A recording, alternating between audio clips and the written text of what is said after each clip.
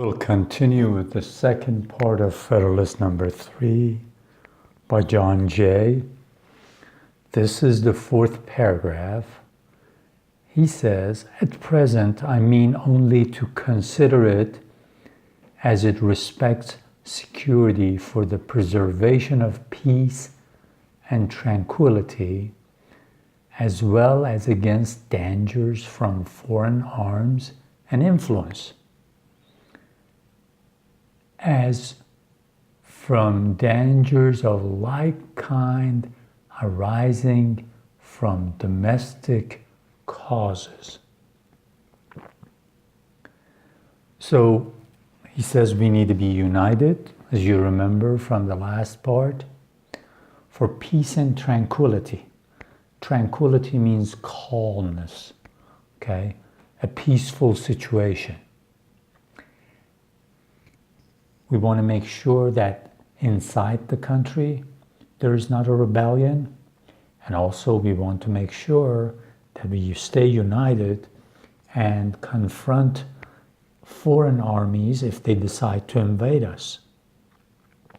Because remember, at this time, anybody who would come from this side, of course, would come from the ocean. But there were Spanish troops down here, because still Florida, East Florida and West Florida were under the influence, under the control of the Spanish Empire. And of course, there were Native Americans on this side that the settlers were always scared of, especially in Georgia, because this area, there's still a lot of Native Americans and they had problems with them. So there was always an issue that they had to be careful.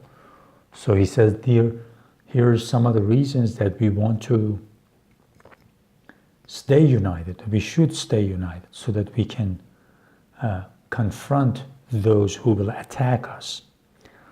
Now when he says, you have to keep in mind when he says dangers of the like kind arising from domestic causes inside the Constitution, because they never use the word slavery, okay? They were always worried of enslaved people's uprising. So they were always worried, especially in the southern states. So they wanted to make sure that there is a mechanism to stop them, to repress them, to quell an uprising, to put it down in case there was a enslaved people's uprising. So they never mention it, but this is one of those things that you have to be aware of. We'll continue. As the former of these comes first in order, it is proper, it should be the first discussed. He says, since we know that the British, French, and Spanish might be tempted to attack us, that might be the first thing that we need to be careful about. So we're going to talk about that a little bit first. Let us therefore proceed to examine whether the people are not right in their opinion that a cordial union, a good, friendly, peaceful union under an efficient national government, a national government that knows what it's doing, affords them the best security that can be devised, that can be planned against hostilities from abroad, the unfriendly, enemy-like actions from outside.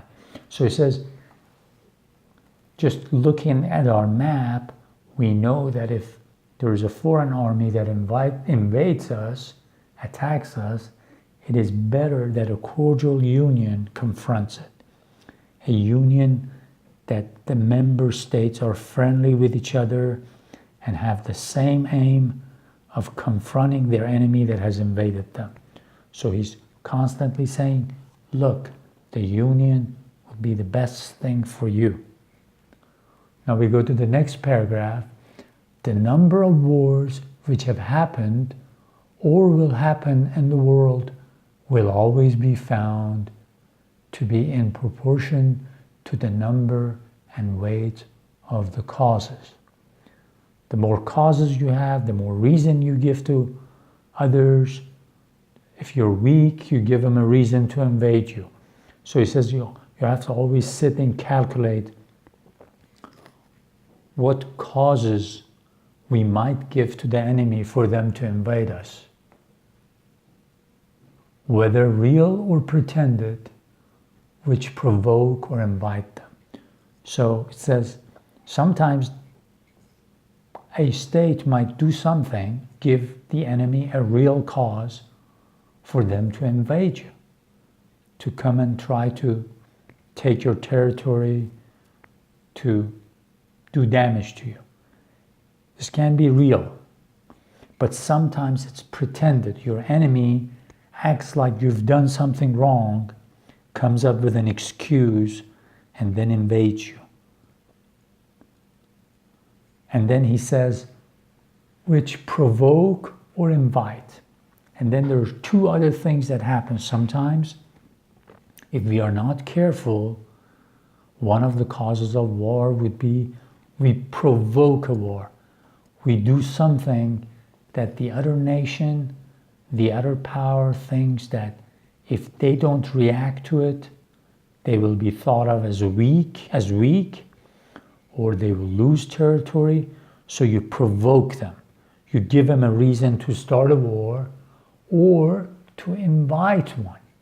In other words, if you show weakness, human nature being the way it is, that country might just say, well, these people are weak. We might as well just invade them and take some of their territory and resources.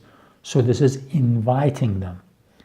By being weak, you invite them. You tempt them to invade you.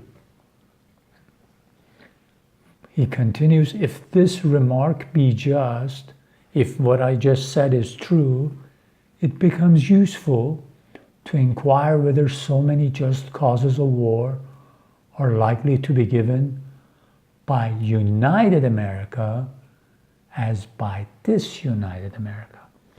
So he says, let's be real.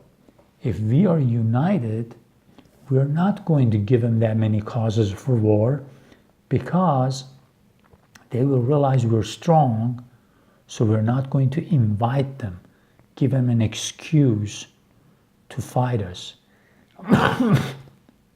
And also, if we accidentally provoke them to war, they will have second thoughts before they come and say, wow, how can we fight 13,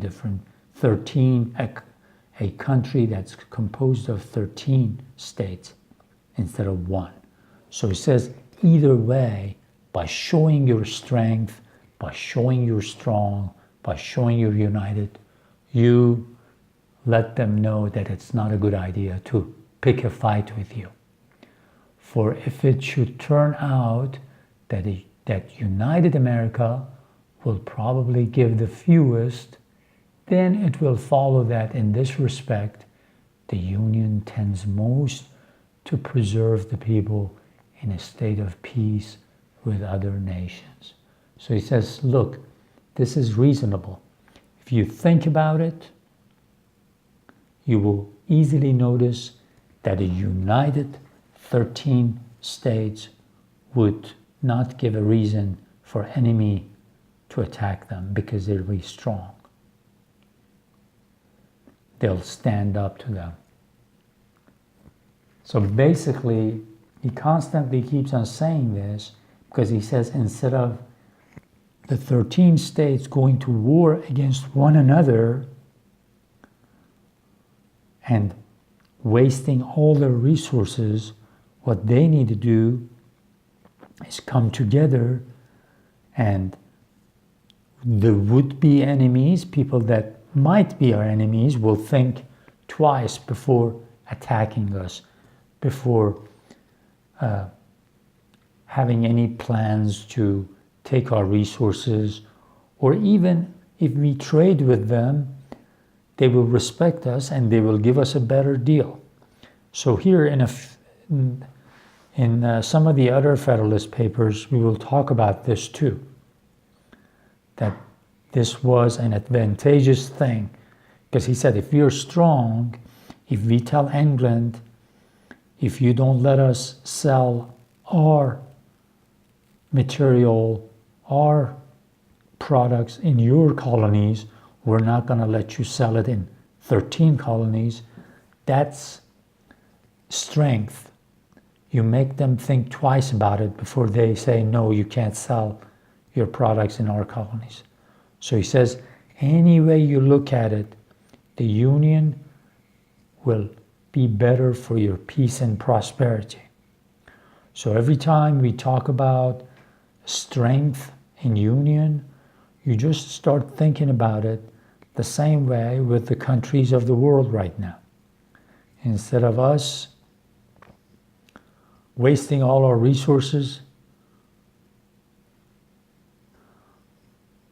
having over 100 or so armies, we can save a lot of that money and better the future of humanity and bring prosperity to this planet, and also keep the environment safe and sound for ourselves and for future generations of all living beings.